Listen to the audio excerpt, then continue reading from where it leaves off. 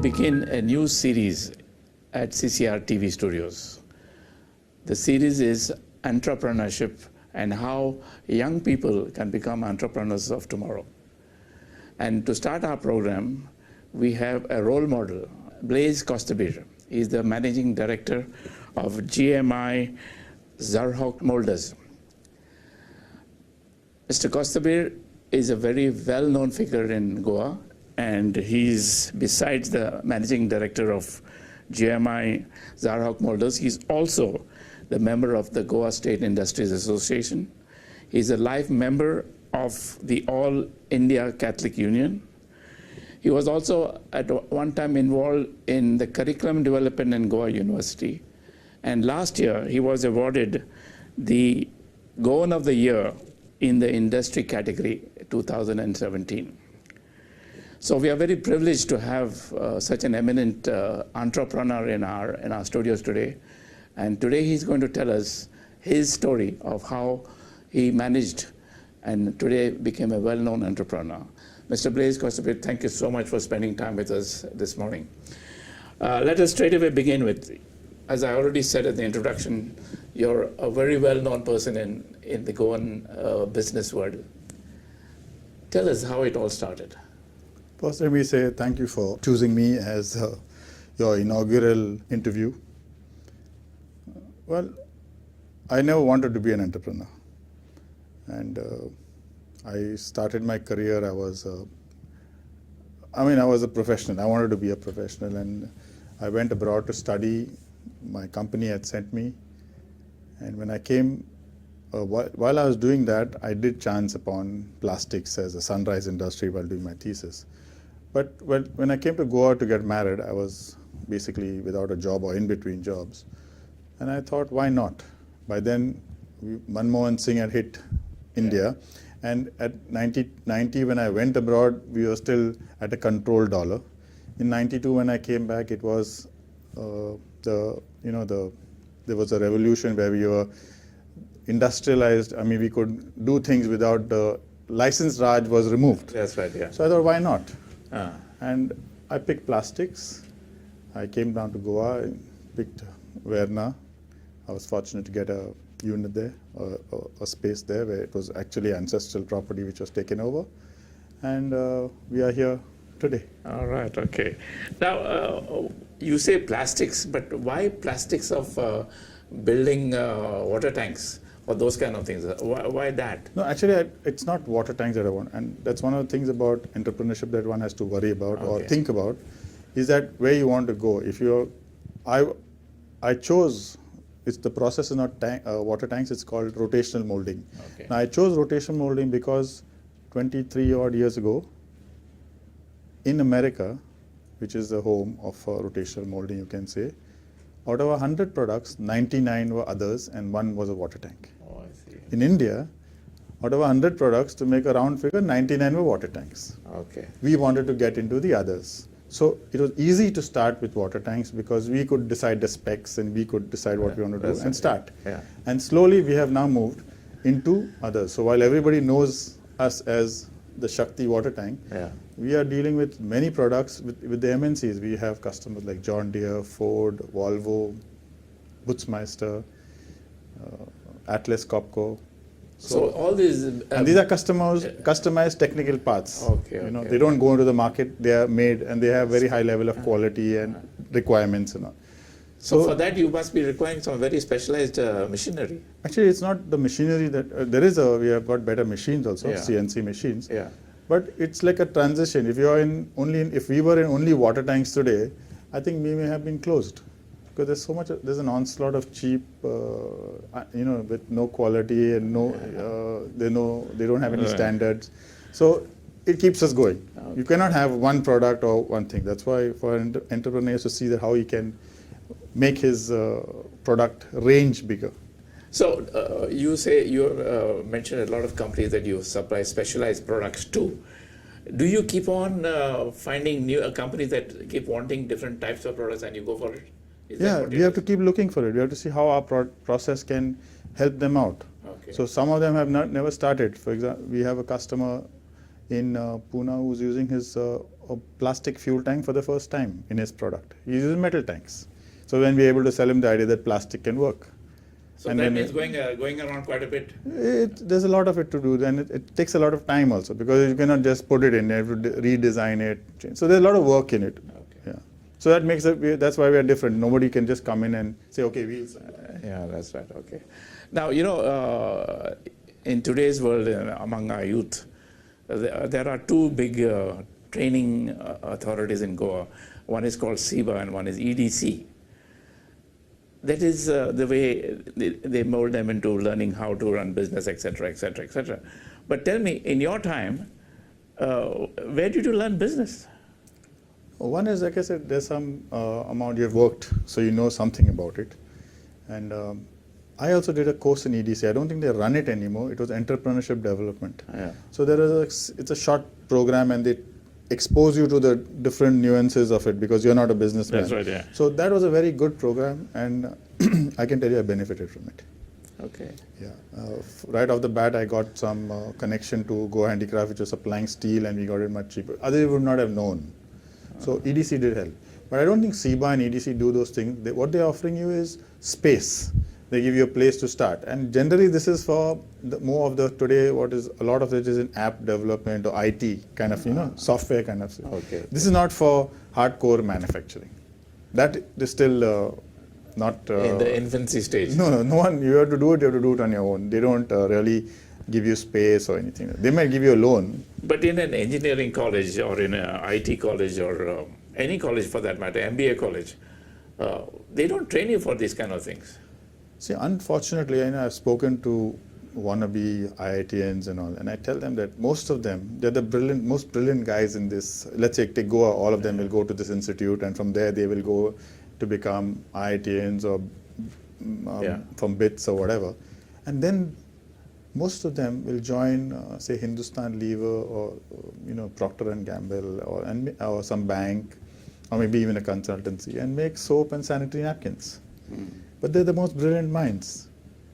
Now, why couldn't, if they had to get into engineering products and do things, I'm sure they would have done a wonderful job.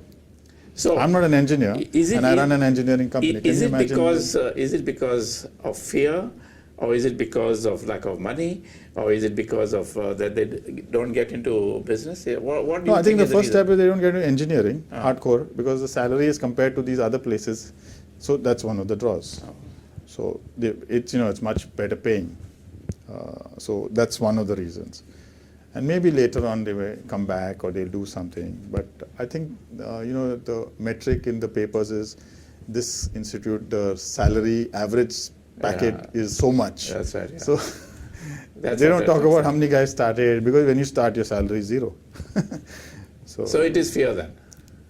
It's the system the society has designed. So, I mean, if you work for levers, you'll get a better marriage proposal. So that's a metric. Oh, that's true. That is true. Is it fear that dissuades them from getting into business, or as you put it, the factor of getting a very attractive wife at a very high salary?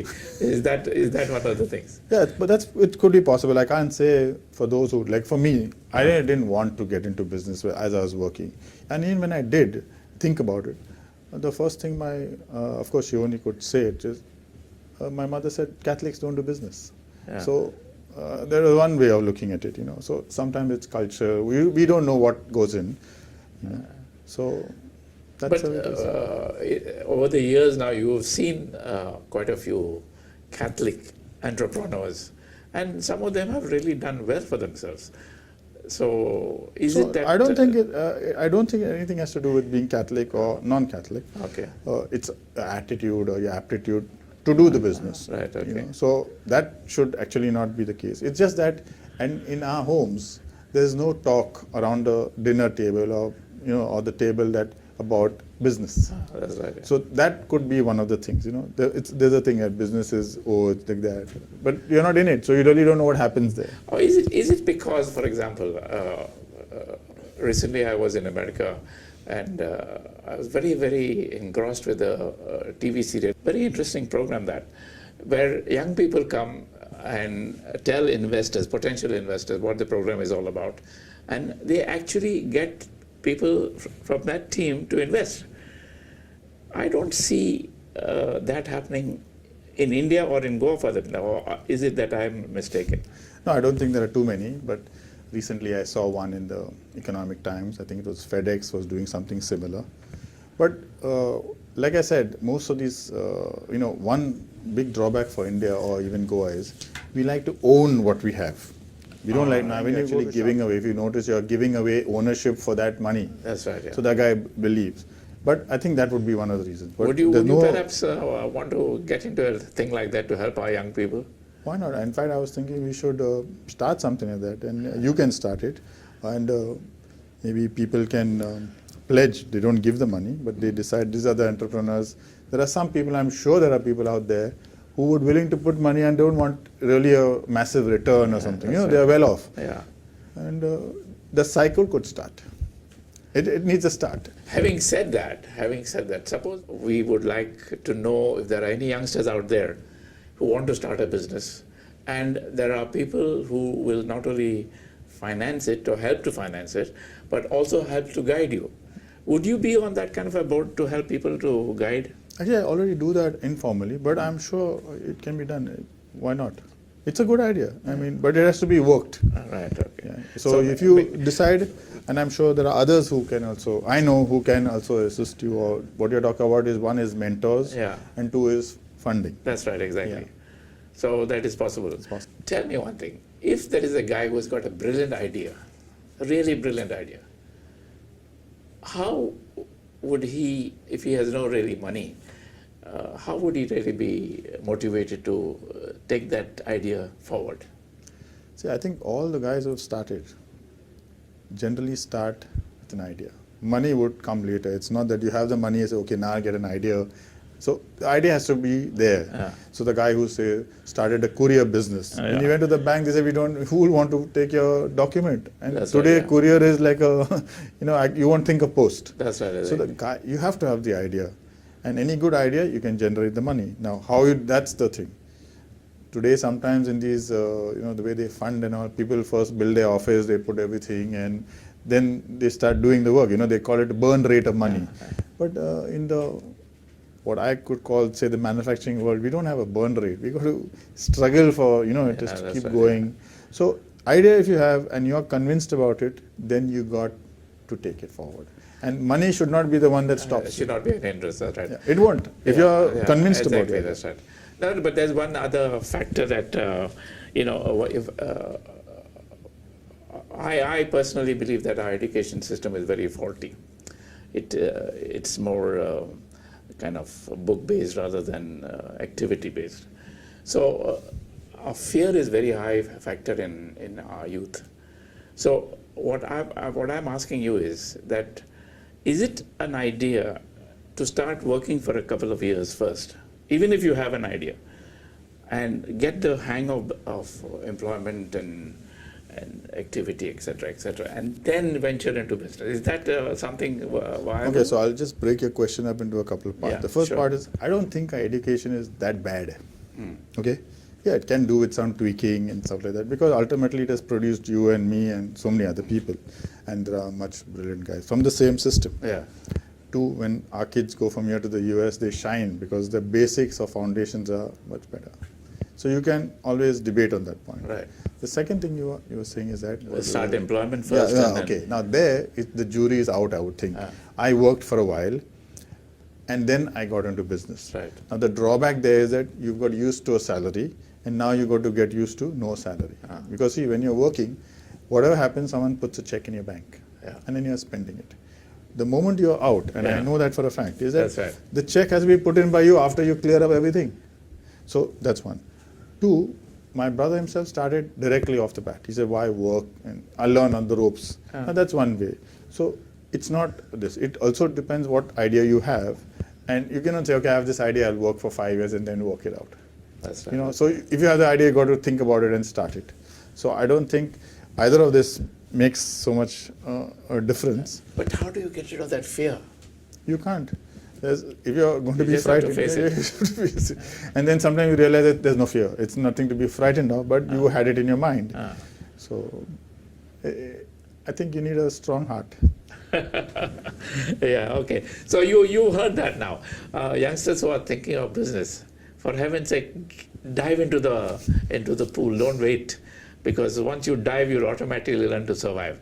So that's what Mr. Costabir is telling us, that business is something that is a matter of the heart. If you're strong enough, passionate about your idea, just go for it, and you will make it success. Because there are lots of people like Mr. Costabir who are ready to give guidance, help, assistance, and lead you to the people who will help you both financially as well as in terms of advice. Okay, how long should one soldier on in the early years of having started a business? Say, okay, first year you go.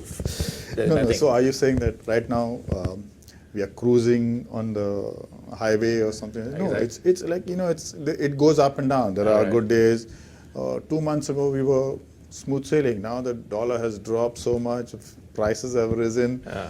We are up against the wall again. My customers don't want the MNCs, they don't want to change the price. So it's never going to be like, okay, I've made it now, from here onwards it's uphill all the way. It's not like that. It's a continuous process, because you want more. You finish one loan, you take the next loan, and you build another factory, or you expand. And you could have said, okay, now I've reached here, I stop, but you don't. You keep going.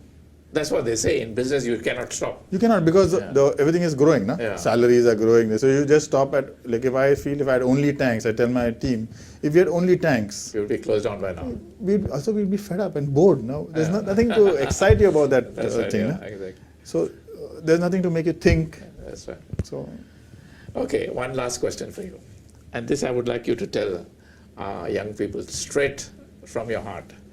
What is the best advice you would give a youngster who has got in his heart a desire to get into it, but wants some moral or motivating advice? What would you give him? see, I think first of all you'll be thinking about it. If you have an idea, you got to step in. But those of you who think you might want to start or set up, maybe a little in future, you got to start today thinking about it. The first thing is work for yourself. Now, what do I mean by work for yourself? You see, you can go for a movie or you can finish your classwork. The guy who's working for himself will finish the classwork. Why? Because he knows that in the long run it will benefit him. Nobody's watching him. If he was working, the color or the example would be, he has to go on a outdoor work and he wants to watch the FC Goa match. Now it will come up to that. But when he's focused or he's trained himself from the beginning to do what he's supposed to do, then he knows what to choose, FC Goa match or his work. It's not that you don't have to go for the match, but you can also prioritize your work. That's the first thing. The second thing is decision making. Business is all about decision making. How do you can practice that. Now one question is, you go to a restaurant, 5 of you sitting, and you say, what will you eat? Anything. That's not a decision. You look at your preferences, you know the restaurant which you're gone to. You won't go to a Chinese restaurant and order idli sambar, or you won't go to an idli sambar restaurant and order Chinese. So you're using these inputs to take a decision. I will have masala dosa, and that's a decision. So you practice that, and that is consciously you're doing it, and then you say, oh, it was not so good, maybe this restaurant. So you change the restaurant next time. So that's decision making. And the third thing is to network. How do you network? You need to network as a businessman to understand what's happening and things like that. But you can also network when you join the Rotary, road track for young people, the JCs, join a parish youth group, anything, so that you get used to doing things. They organize things. In your college, there'll be a team doing something for the annual day. Join them. They're organizing. You learn how to organize. So these things, if you practice, definitely when you come into business, you will be better off. I think that's very, very, very sound advice. Just one question I missed, and this is what is happening in our state at the moment. On the one side, government is pushing young people to get into business. On the other side, employers like yourself included are saying there are no takers for jobs. So what's the dilemma here? What's the problem? I don't understand this. Neither do I. But for example, we need people, and I'm sure others also, but there are no people to take. You can always argue, oh, the salary is low, but there are no people, and they want certain type of jobs. I don't know what it is, but maybe everyone's going to England or whatever it is. We lost 6 people from which were working for us for a while, and they went to England. And maybe the rest of India thinks Goa is El Dorado, and Goans think London is El Dorado. So it's a life cycle. I mean, we can't stop it. We just have to live with it and address it as best we can. So entrepreneurship is still an alternative. It is an alternative. Well, you have heard this from the expert himself. If you are really, really keen on getting into business, take the advice of Mr. Costabir, or get into organizations like the JCs, learn organization, learn decision making, learn group discussion skills, learn all these things, and then you'll be better for it when you have your own little team to look after and provide employment for many others besides yourself. So thank you very much, Mr. Costabir. I want to add 2 things. Oh yeah, please, go ahead. One is that etiquette. I didn't think you talked about being, today it's very easy to become an unethical businessman. It means shortcuts. But I think young people should look at this aspect. Not ethics for any religious sense, but ethics makes good business sense. So they should think about it. You get good people for you, good suppliers, good customers. So it makes sense. And the last thing I would like to add is that when they're thinking of their business, they must have the family backing.